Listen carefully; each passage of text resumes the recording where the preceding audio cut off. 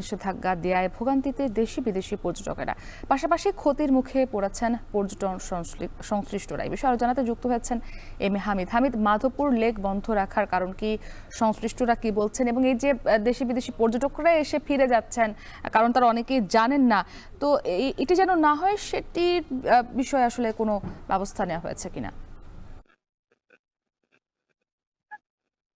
মুক্তি, আমি এই মুহূর্তে দাঁড়িয়ে আছি মাধবপুর লেকের একদম প্রথম গেটের সামনে। দেখতে পাচ্ছেন আমার পিছনে কিন্তু জটলা চলতেছে। ইতিমধ্যে চা শ্রমিক নেতা পুষ্প কুমার কানু, সাবেক চেয়ারম্যান এবং সাবেক সাধারণ সম্পাদক টি লেবার ইউনিয়নের রামভজন কৈরি সহ বাগান ব্যবস্থাপক জাহাঙ্গীর হোসেন এখানে এসেছেন এবং শ্রমিকদের সাথে কথা বলেছেন। অনেক শ্রমিক বলছেন যে তারা এই মুহূর্তে বাগান চালু করার পক্ষে না, কারণ তারা বলছেন যে এতদিন যে লেকটি ছিল সেই লেকটি থাকার কারণে গাড়ি থেকে যে টাকাগুলো নেওয়া হয়েছিল এবং এখানে এনটিসির দুটি দোকান রয়েছে, সেখান থেকে যে টাকাটা নেওয়া হচ্ছিল সেটা শ্রমিকদের কারো কাজে আসেনি। অর্থাৎ শ্রমিকরা প্রায় 2 মাস থেকে বেতন ভাতা পাচ্ছেন না। তারা বলছেন যে যেহেতু তারা বেতন ভাতা পাচ্ছেন না, এখান থেকে কোম্পানি লাভবান হচ্ছে।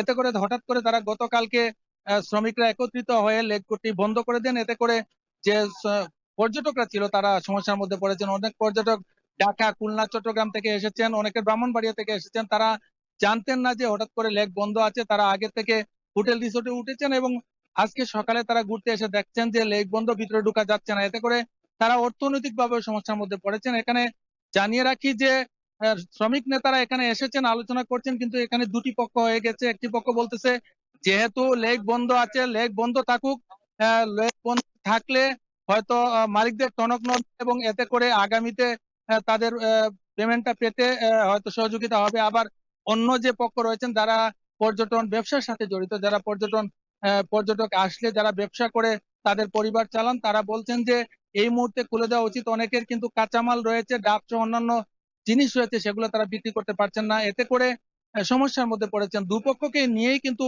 শ্রমিক নেতৃবৃন্দ বসেছেন এবং আলাপ চলছে। এখন পর্যন্ত কোনো সমাধান হয়নি এবং উপজেলা নির্বাহী কর্মকর্তাও কিন্তু চেষ্টা করেছেন যে যাতে টুরিস্ট পুলিশ সহ মিলে চেষ্টা করেছেন যাতে এটা সমাধানে যায়, কিন্তু উভয় পক্ষই আহ, কঠোর অবস্থানে আছেন যাতে করে এই লেক খোলা না হয় এবং লেকটি ততক্ষণ পর্যন্ত বন্ধ থাকবে যতক্ষণ পর্যন্ত তাদের মজুরি না পান। এভাবে চলতে থাকলে পর্যটকরা সমস্যার মধ্যে পড়ছেন এবং অনেক পর্যটক এখানে এসে ফিরে যাচ্ছেন। এই ছিল আমার কাছে মাধবপুর লেক থেকে পর্যটন নিয়ে সবকিছু। মৌলভীবাজারের কমলগঞ্জ থেকে যুক্ত ছিলেন সহকর্মী এম এ হামিদ। দেখছেন এখন জনপদে।